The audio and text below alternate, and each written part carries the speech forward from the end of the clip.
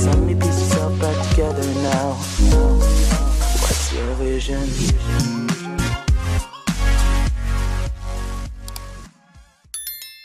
Assalamualaikum warahmatullahi wabarakatuh. Jumpa lagi dengan saya Qobla Harumika di YouTube Qobla Harumika.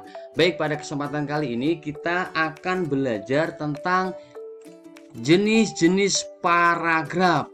Bagaimana jenis-jenis paragraf, apa saja jenis-jenis paragraf, ciri-ciri dan contohnya. Biar lebih jelas, kita simak video penjelasan berikut ini. Baik, langsung saja ya. Jenis-jenis paragraf berdasarkan letak gagasan utamanya. Ini kita fokus ke letak gagasan utama atau umumnya ya. Nah, kita dibagi menjadi 3 ya. Kita bahas yang pertama dulu. Yang pertama ada paragraf deduktif. Ingat, paragraf apa? Deduktif. Apa itu paragraf deduktif? Paragraf yang dibentuk dari gagasan utama dan penjelas. Jadi ada gagasan utama dan ada gagasan penjelas. Paragraf ini dibentuk dari sebuah gagasan utama ya, yang terletak di awal sebuah paragraf. Diawali dengan pernyataan umum dan diusul dengan penjelasan umum. Nah, penjelasan ini menjelaskan dari pernyataan umum atau memperkuat dari pernyataan umum. Jadi itu yang dimaksud dengan paragraf deduktif. Baik, biar lebih jelas kita lanjutkan penjelasan berikut ini. Ciri-ciri kalimat atau paragraf deduktif ya. Yang pertama, kalimat utama terletak di awal paragraf. Ya. Yang kedua, kalimat disusun mulai dari pernyataan umum lalu disusul dengan penjelasan-penjelasan. Kalau kita buat pola ya, pola dari paragraf deduktif ya. Ini umum, kemudian diikuti khusus, kemudian ada lagi khusus, kemudian khusus. Nah, umum ini hampir sama dengan apa? Utama. Jadi bisa dikatakan umum, ya, bisa dikatakan utama. Nah, jadi bisa dikatakan umum dan utama. Itu yang kita cari. Kalau letaknya di awal namanya apa? Deduktif. Kemudian kalau khusus ini bisa diganti dengan penjelas. Khusus ini adalah apa? Penjelas ya. Ini contoh misalkan ada 4 kalimat. Nah, konkretnya seperti ini. Nah, kita misalkan contoh ada 4 kalimat dalam satu paragraf. Ini saya kasih nomor 1, 2, 3, dan 4. Nah, kalau dinamakan paragraf deduktif maka gagasannya terletak di nomor 1 umumnya. Ya, kalau nomor 2 dan 3 ini disebut apa? Penjelas atau khusus. Nah, gitu aja. Kalau misalkan ada 10 kalimat berarti nomor 1-nya adalah kalimat utamanya, nomor 2 sampai 10 adalah khusus atau penjelas. Bisa dipahami ya? Baik, kita lanjutkan. Biar lebih jelas dalam bentuk contoh ya. Contoh paragraf deduktif. Komunikasi intrapersonal merupakan komunikasi yang dilakukan antara individu dengan dirinya sendiri. Ini kalimat pertama ya. Kemudian komunikasi ini bisa berbentuk renungan, introspeksi diri, berpikir dan berimajinasi. Ini kalimat kedua. Komunikasi ini penting dilakukan agar individu bisa lebih mengetahui dan mengenal dirinya sendiri. Ini kalimat ketiga. Jelas kalau paragraf deduktif maka letak kalimat utamanya terletak di awal.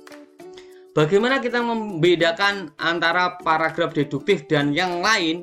Sebetulnya paragraf deduktif itu diawali dengan pernyataan umum. Umum itu bersifat utama atau masih bisa dipecah-pecah. Nah, misalkan rumah itu umum. Nanti penjelasnya ada meja ya, ada kursi ya kan, ada lemari ya, almari atau sebagainya. Nah, dan juga ada namanya kata kunci ya, ada kata kunci atau clue. Ini ada kata kunci merupakan. Jadi ada kata merupakan ya. Jadi sebetulnya ada clue ya, merupakan, ada kata kunci lagi. Jadi ya. Nah, ini kalau ada kata jadi bisa adalah. Adalah. Kemudian apa lagi? Ada kata kunci kesimpulan, ya, kesimpulan dan sebagainya. Nah, kalimat penjelas itu biasanya ada kalimat seperti ini. Koma, angka, data, ya. Jadi ada angka, ada data, ada contoh-contoh, itu adalah penjelas. Nah, bisa dipahami? Oke, jadi intinya kalimat umum atau utama itu caranya adalah pasti kalimat yang pertama atau nanti kalimat yang lain itu bersifat umum, masih bisa dipecah-pecah lagi.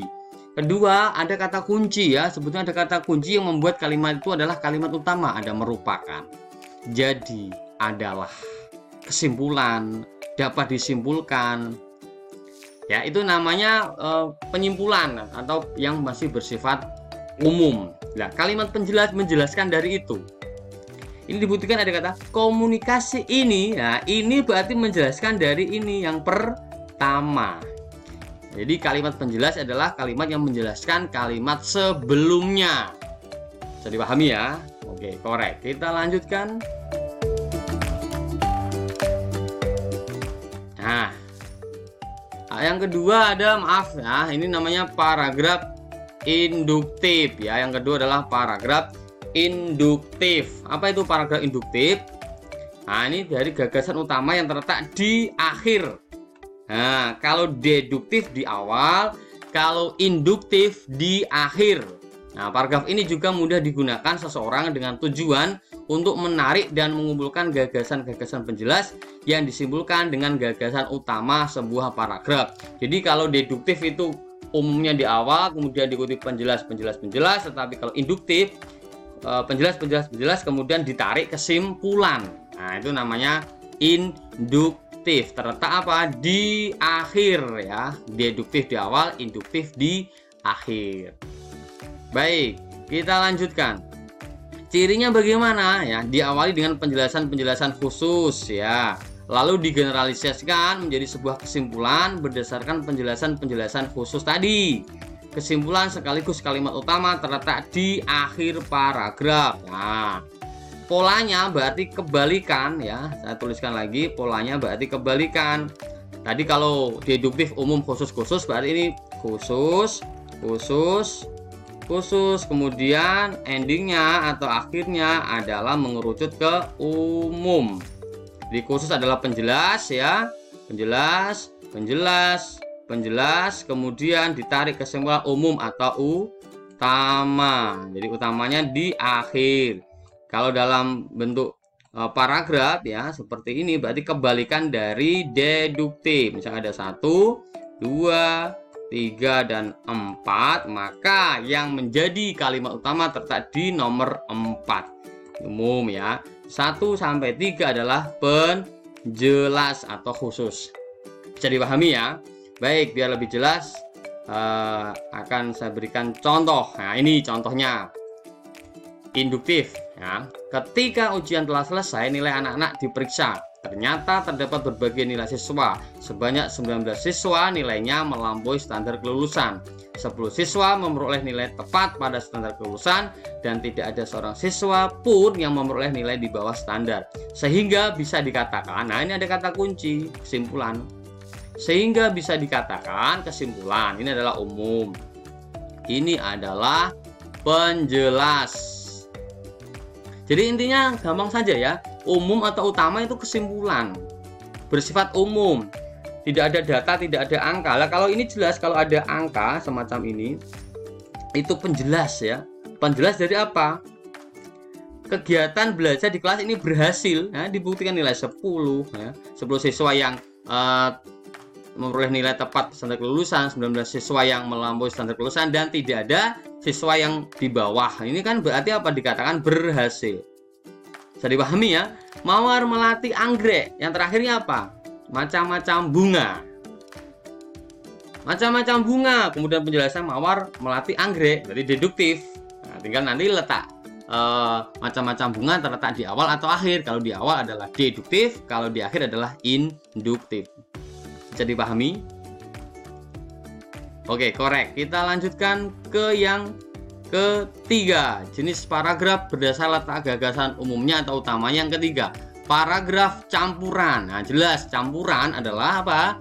Paragraf yang diawali dengan menyajikan kalimat utama, kemudian didukung dengan kalimat penjelas, diakhiri kalimat utama lagi.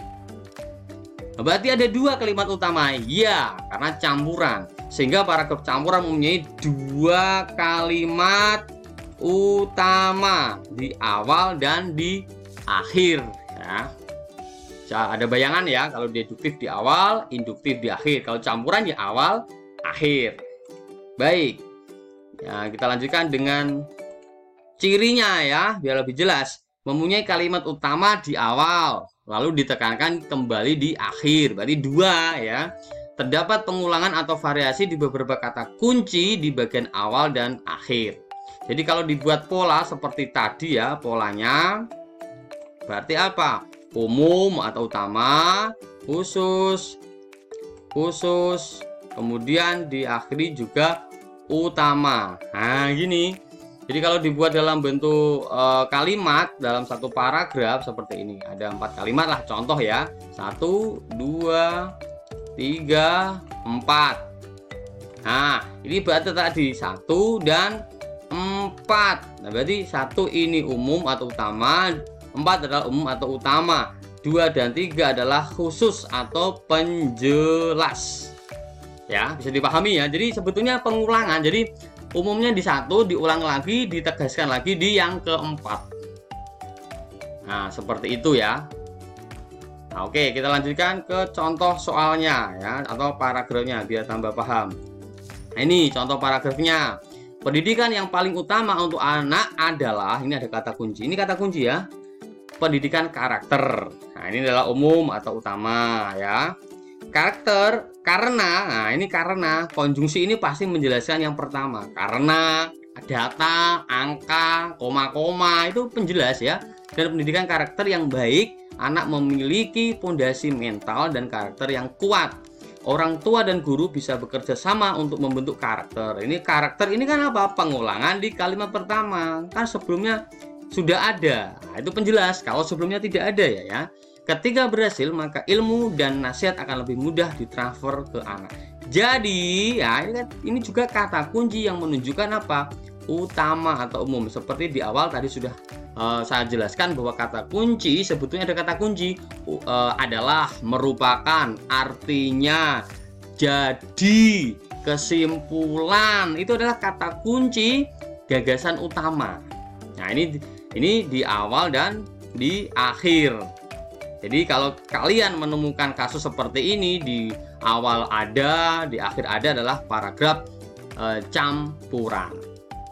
Nah, nanti kalau misalkan bertanya, ada ciri fisik. Jadi ada kata kunci adalah, merupakan, jadi, artinya, itu kata kunci bahwa gagasan utama terletak di kalimat itu. Bisa di awal, bisa di akhir, atau di awal dan di akhir. Ciri dari kalimat penjelas secara fisik, ada kata kunci ya, data, angka ya, konjungsi, ini, itu, di sana, di sini, karena, tersebut ya. Kemudian ciri yang tidak bisa kelihatan adalah itu menjelaskan kalimat sebelumnya. Di samping ada kata kunci tadi. Bisa dipahami? Nah, ini sebetulnya lebih mudah dan mudah-mudahan bisa dipahami dan jelas. Itu yang dapat saya sampaikan. Bisa bertanya di kolom komentar jika belum jelas, dan saya akhiri. Assalamualaikum warahmatullahi wabarakatuh.